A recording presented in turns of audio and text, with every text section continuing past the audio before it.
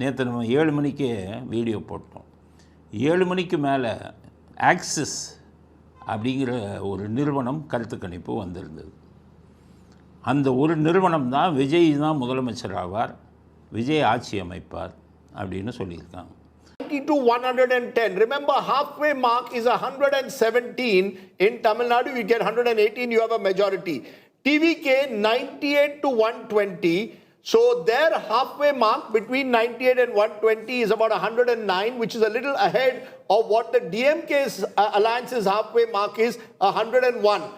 அதுலேயும் இந்த திமுகவோட தலையீடு இவங்க என்ன பண்ணுறாங்கன்னா, யார் யார் கருத்து கணிப்பு கொடுப்பாங்களோ அவங்கள பூரா ஃபாலோ பண்ணிக்கிட்டே இருக்காங்க.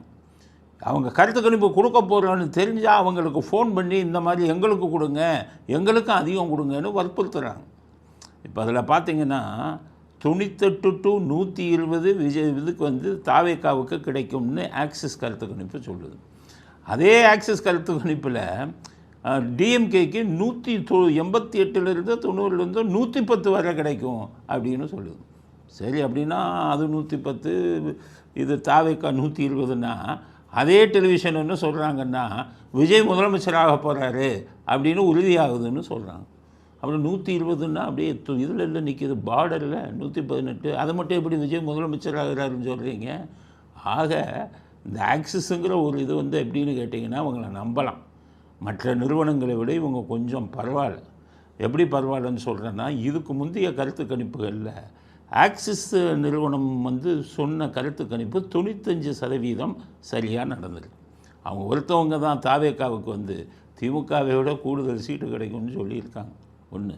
ரெண்டாவது, இந்த ஆக்சிஸ் நிறுவனத்தை நம்ம ஏன் நம்பலான்னா, அவங்க தேர்தலுக்கு முந்தைய கருத்து கணிப்பை சொல்கிறதே இல்லை. அதில் தான் இன்னும் ஃப்ராடு நடக்குது. உங்களுக்கு சாதகமாக சொல்கிறேன், இவ்வளோ பணம் கொடுங்க அப்படின்னு வாங்குறதெல்லாம் தேர்தலுக்கு முந்தைய கருத்து கணிப்பு. அதை இவங்க பண்ணுறதே இல்லை. தேர்தலுக்கு பிந்தைய கருத்து கணிப்பை தான் இவங்க பண்ணுறாங்க.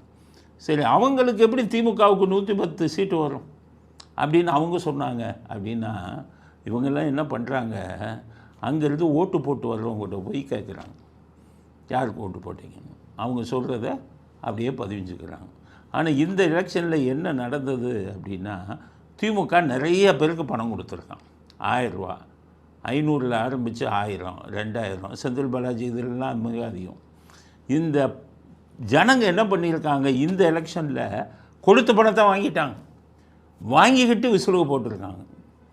எனக்கு தெரிஞ்ச ஒரு இதில் சென்னையில் பெரிய ஃப்ளாட் இருக்குது, அதில் 100கணக்கான வீடுகள் இருக்குது. அங்கே போய்கிட்டு 1000 ரூபா கொடுத்துருக்கான் திமுகக்காரன். அவங்க என்ன பண்ணிட்டாங்க, வாங்கிட்டாங்க மொத்தமாக அந்த ஃப்ளாட்டு ஃபுல்லாக வாங்கிட்டு அவங்களுக்குள்ளே பேசி வச்சுட்டு விசிலுக்கு போட்டுருக்காங்க. ஆனால் அவங்க என்ன பண்ணிட்டாங்க, 1000 ரூபா வாங்கிட்டோமேங்கிற பயத்தில் வெளியில் எல்லாட்டையும் நாங்கள் உதயசூரியனுக்கு தான் போட்டோம்னு சொல்கிறாங்க. ஏன் அப்படின்னா, பணம் கொடுத்தான், வாங்கிட்டோம், விசிலுக்கு போட்டுட்டோம், அதனால் எங்களை ஏதாச்சும் பண்ணிடுவாங்க அப்படி. ஆக பணம் வாங்கிய பெரும்பான்மை வாக்காளர்கள் விசிலுக்கு போட்டுருக்காங்க. ஆனால் அவர்கள் வெளியில் உதயசூரியனுக்கு தான் போட்டேன், அவன் அடிப்பான்னு சொல்லி பயந்துக்கிட்டு இருக்காங்க. அப்படி ஒரு வேளை இந்த கருத்து கணிப்பு வந்து மாறி இருக்கலாம். இல்லைன்னா திமுகவுக்கு புரோக்கர் இருக்கான். இந்த பெரிய பெரிய பத்திரிகை அவங்கெல்லாம் வந்து புரோக்கர். அவன் ஒவ்வொரு எலெக்ஷனுக்கும் பணம் சம்பாதிக்கிறான். அவன் என்ன கேட்குறான், எலெக்ஷனுக்கு முன்னாடி, சார் உங்களுக்கு ஆதரவாக கருத்து கணிப்பு கொண்டு வருவா, பெரிய பத்திரிகைகளை 50 கோடி கொடுங்க, 100 கோடி கொடுங்க அப்படின்னு கேட்குறான். இதுதான் இவங்களுக்கு தொழில். பத்திரிகை தொழிலை விட்டு இவங்க ஒன்றும் இல்லை, செல்லா காசாகி வெளியில் வந்துட்டு இந்த தொழில் பார்த்துக்கிட்டு இருக்கான். நம்ம தமிழ்நாட்டில் 2-3 பேர் எலெக்ஷனுக்கு அப்புறம் நான் சொல்கிறேன், அவங்க பேரோடு சொல்கிறேன், இவன் வந்துக்கிட்டு இதுதான் தொழிலாக வச்சுருக்கான். அதனால் அரசியல்வாதியை ஏமாத்துறான். இப்போ ஸ்டாலின்கிட்ட நான் சொல்கிறேன், தேர்தலுக்கு முந்தைய கருத்து கணிப்பில் நீங்கள் உங்கள்கிட்ட பணம் கேட்டு அவங்களுக்கு கொடுத்தா ரைட்டு. ஏன்னா தேர்தலுக்கு முன்னாடி திமுக தான் ஜெயிக்கும்னு சொன்னால் சில பேர் மைண்டு மாறுவாங்க. பொதுமக்களோ திமுக தான் ஜெயிக்க போகுதுன்னு உங்களுக்கு மாற்றி போடுவாங்க.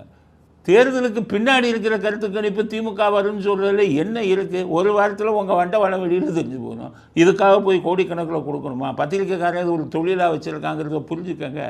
பத்திரிக்கைக்காரன் பூரா புரோக்கர் வேலை பார்க்க ஆரம்பிச்சிட்டான். இப்போ அதுதான் இப்போ இன்றைக்கி பாருங்கள், இன்றைக்கி ஒரு கருத்து கணிப்பு போட்டிருக்கான், சீமான் 100 சீட்டு ஜெயிப்பார், சசிகலா 130 சீட்டு ஜெயிப்பார். சசிகலா நிற்கிறதே 60 சீட்டு, சசிகலா 130 சீட்டு ஜெயிப்பாங்கன்னு போடுறான். அப்போ எவன் கருத்து கணிப்பு கொடுக்குறதுங்கிறதுக்கு ஒரு தகுதியே இல்லை. அவன் பேரை வச்சுக்கிட்டு தொழில் பண்ணி இது பண்ணி அப்போ ஸ்டாலினும் கோடிக்கணக்கான ஆயிரக்கணக்கான கோடி கொள்ளையடிச்சிட்டாரு. எனக்கு 1000 கோடி ஒரே ஒரு இதில் ஊழல். அப்போ ஸ்டாலினுக்கு எத்தனை லட்சம் கோடி இருக்கும்? அதனால் பத்திரிக்கைக்காரன் பூரா பெரிய ஆளுங்க என்ன பண்ணிட்டான், நிறையா பணம் வச்சுருக்காரு, ஏமாற்றி சொன்னேன். நான் பிரசாந்த் கிஷோருக்கு 300 கோடி கொடுத்துட்டாரு, இவர்கிட்ட போய் ஏமாற்றிடலான்னு சொல்லி இந்த குரூப் எல்லாம் போய் கொடுத்து அதை திமுகவுக்கு சாதகமாக சொல்லியிருக்காங்க. அப்படிங்கிறது தான் இது கருத்து கணிப்பு. இந்த தேர்தலில் கொடுத்த கருத்து கணிப்பில் மிகப்பெரிய மோசடி நடந்திருக்கிறது. தேர்தல் முடிவு வரட்டும், அப்போ தெரிஞ்சு போங்க. வண்டவாளம்லாம் அவர்களை விடக்கூடாது. கருத்து கணிப்பு முடிஞ்சதுக்கப்புறம் இவர்களெல்லாம் புறக்கணிக்கணும். ஒட்டுமொத்த மீடியாவையும் புறக்கணிக்கணும். எல்லாம் திருடர்களாக மாறிட்டாங்க அப்படிங்கிறத தமிழ்நாட்டு மக்கள் புரிஞ்சுக்கணும். ஏன்னா வந்த உடனே நிறைய பேர் இதாகிட்டாங்க. இன்னும் திமுகவாக வரும், திமுக நான் கண்ணவங்களுக்கு நான் சொன்னேன், பக்கா ஃப்ராடுங்க. திமுக வரவே வராது. எங்களுக்கு ட்ரெண்டு தெரியும், பார்க்கும்போதே ட்ரெண்டு தெரியும். நான் ஏற்கனவே கருத்து கணிப்பை ஒரு வாரத்துக்கு முன்னாடி நான் கொடுத்துட்டேன். எலெக்ஷனுக்கு ஒரு 4 நாளைக்கு முன்னாடி கொடுத்துட்டேன். தாவைக்காவுக்கு 2 கோடி வாக்குகளை தாண்டும். 2 கோடி வாக்கை தாண்டினால் 154 சீட்டு வரை தாவைக்கா ஜெயிக்கும். மீதி இருக்கிற 80 சீட்டில் தான் அதிமுகவும் திமுகவும் பங்கு போட்டுக்கணும். அதில் கூட அதிமுகவுக்குத்தான் 2வது இடம் வாய்ப்பு இருக்குது. 3வது தான் திமுக வரும். அவன் நிறைய ஃப்ராடு பண்ணியிருக்காங்க, கள்ள ஓட்டு போட்டிருக்கான், என்னென்னமோ பண்ணியிருக்கான். அதனால் அந்த 2ஆம் இடம் 3வது இடம் வேணும்னா மாறுமே ஒழிய முதலிடம் தாவைக்காக்கு தான் அப்படிங்கிறது யாருக்கும் சந்தேகம் தேவையில்லை. அப்படி ஒரு நிலைமை தமிழ்நாட்டில் வராது.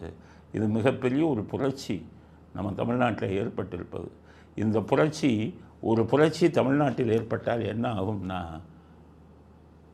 எம்ஜிஆர் வந்தார், முன்னாடி காங்கிரஸ் தான் ஆட்சியில் இருந்தது.